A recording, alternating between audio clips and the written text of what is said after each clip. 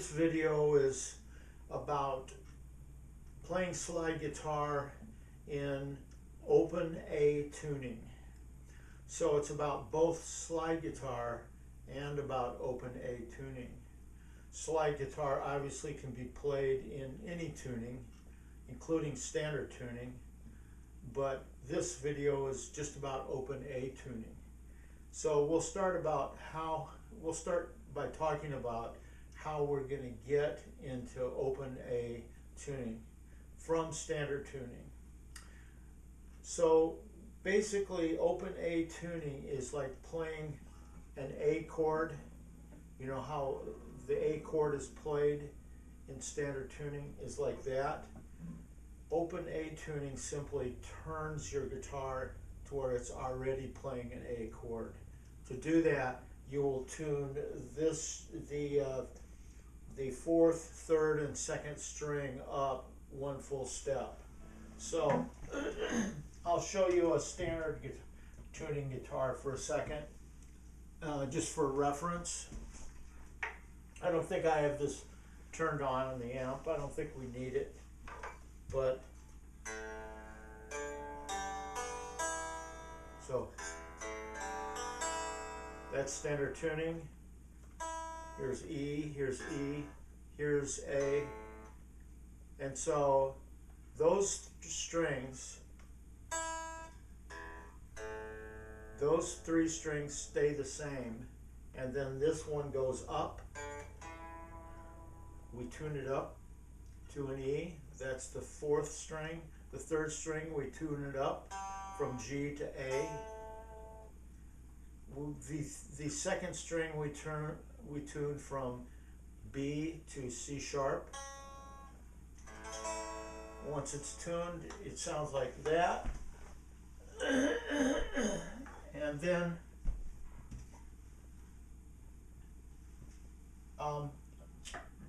once it's tuned, we have this. Now this is a tuning where we're overall, what's going on is we're tightening the neck because we're tuning the strings up. There are other tunings when we tune down and it actually loosens the neck.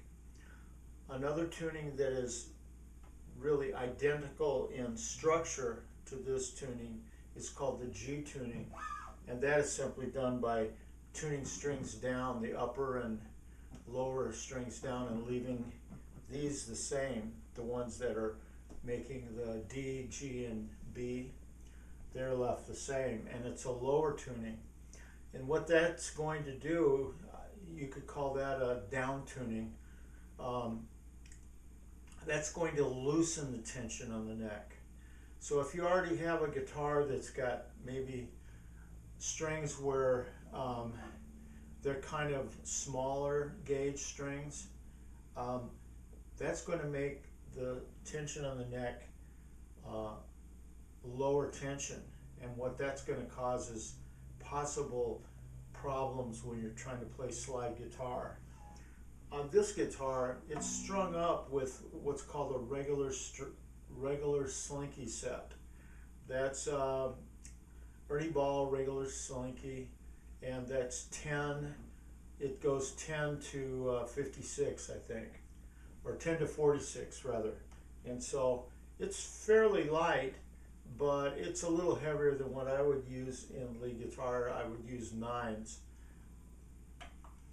But when you increase the tension on the 10 to 46 strings, you get a fairly good slide guitar. And maybe it might even be too tight for your purposes, because I play what's called hybrid slide a lot. I find myself using my fingers down here for some of the notes that pure slide players would be playing with a slide. And to give you an example of that, they might be going like this. And I might use my finger.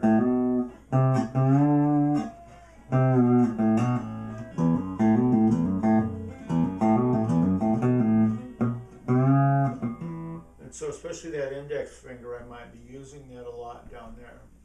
And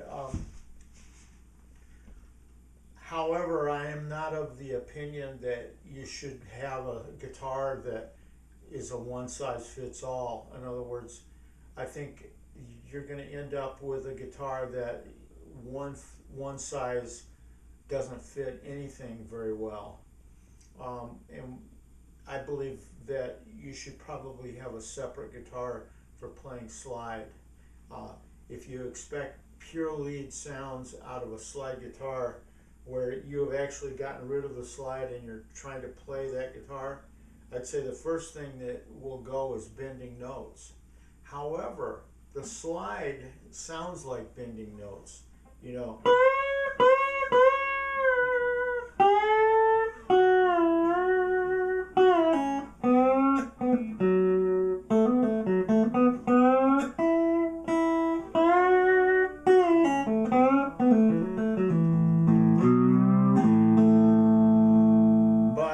Anyway, so that's everyone's got their own opinion.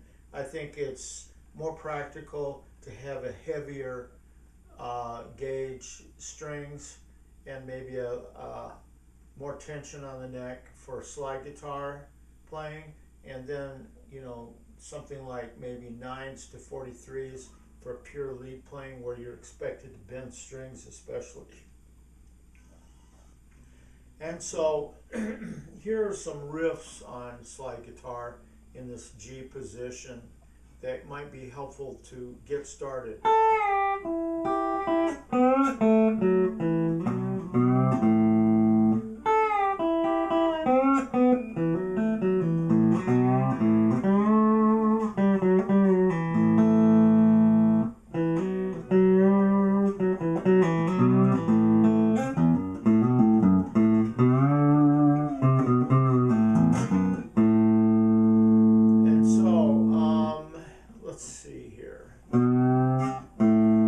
Talk a little bit about hammer-ons and pull-offs. Just like on lead guitar, you use hammer-ons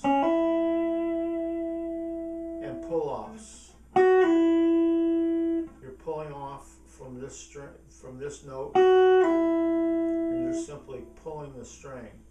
And then to get to this note here from the open string, you're going. So you can do that on a slide too.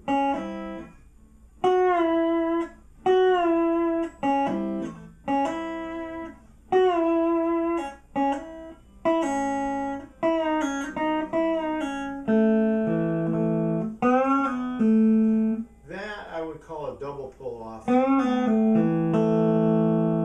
A slide pulling off onto this note, and then this note pulling off onto the open string.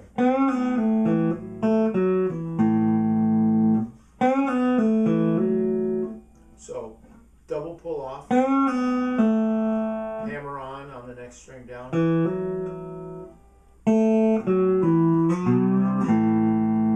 and then just a plain note down there.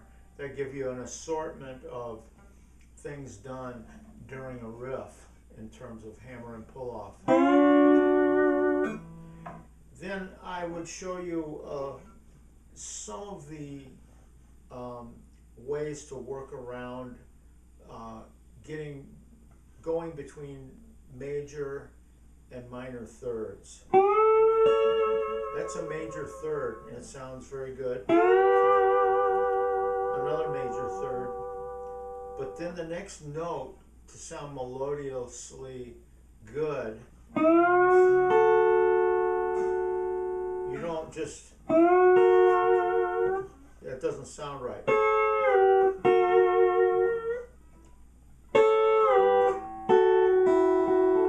And so you could use either a cheater slide there,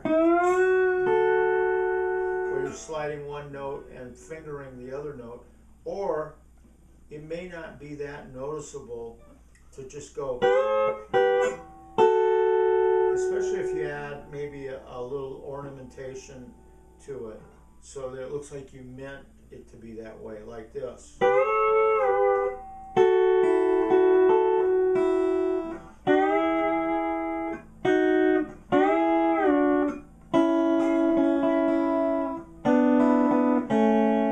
It's up to you, but it is kind of hard for me to do those cheater slides consistently, especially if I'm not warmed up.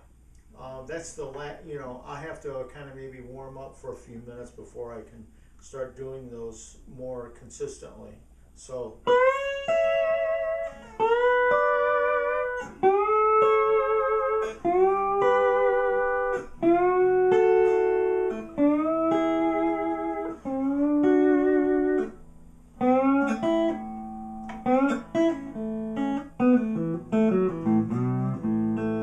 Also, there's another cool thing about this tuning. I don't hear that many people talk about it, but it has actually 3 sets of octave areas where you're just hitting the slide with a gap of 1 or 2 strings between it, and you're doing octaves like this. So the 4th and the 6th string, because they're octaves, you would use like your finger pick and then 1 finger. The next one, the next 4th and or 3rd and 5th string too, do that.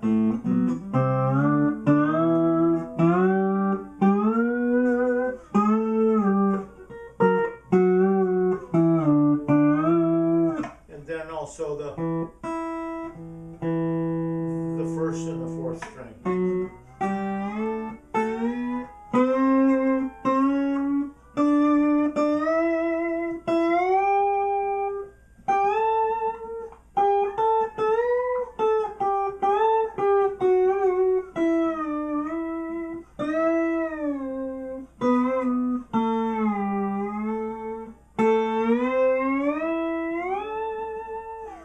So also, I would call to your attention on the electric guitar especially. And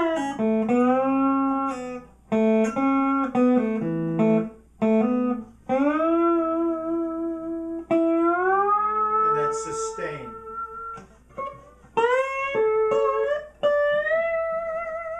And the more sustain you can get, the more flexibility you have in terms of how much you can play with one picking of a slide and then just moving the slide around like this.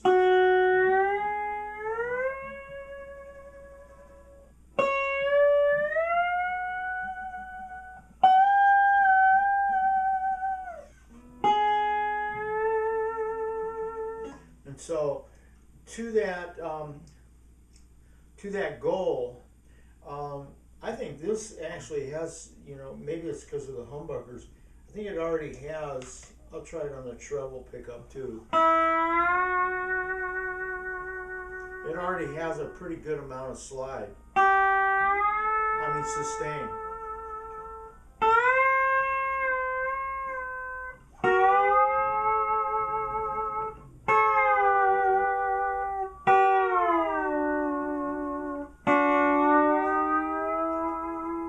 And see, that's the cool thing about a slide guitar. It has that ability to do this, just gliding.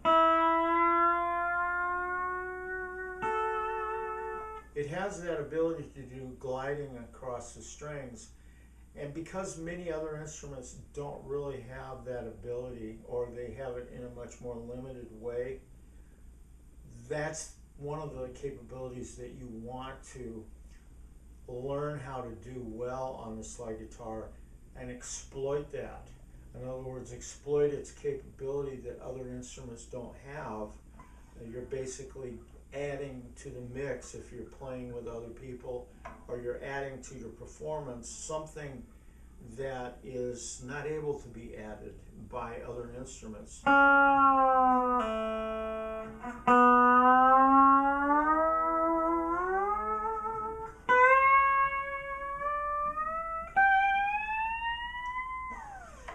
what's cool about that is it's not a digital artificial capability, it's totally natural. So anyway, here's some riffs up here. I'm going to take you higher.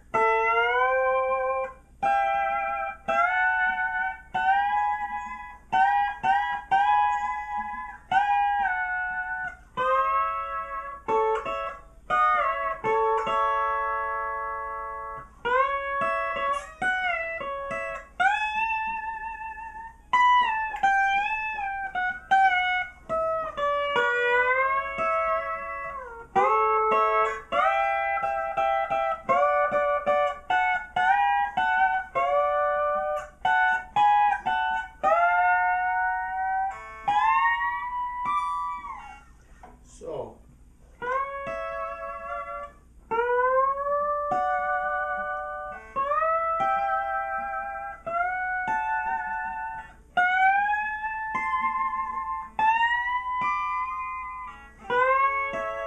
So that hopefully should give you some food for thought in the key of A. And when I was talking about sustain, I did want to mention that there is a pedal called a compression pedal that can increase your sustain. So I'm going to just go ahead, I'll be right back. I'm going to hook up that compression pedal and see if we can tell a difference. So let's try this compression pedal. So here's without the compression pedal turned on. Let's see.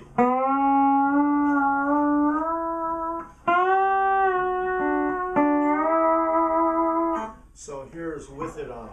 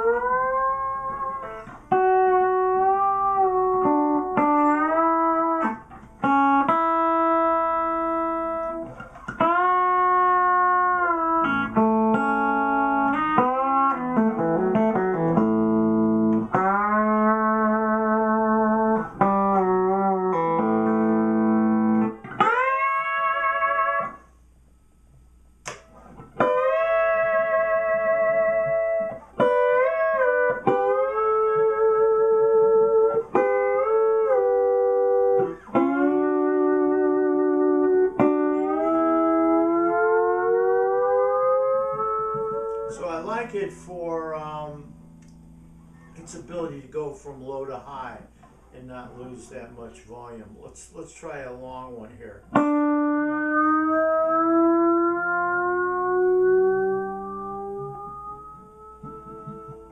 That's pretty good. Here's without.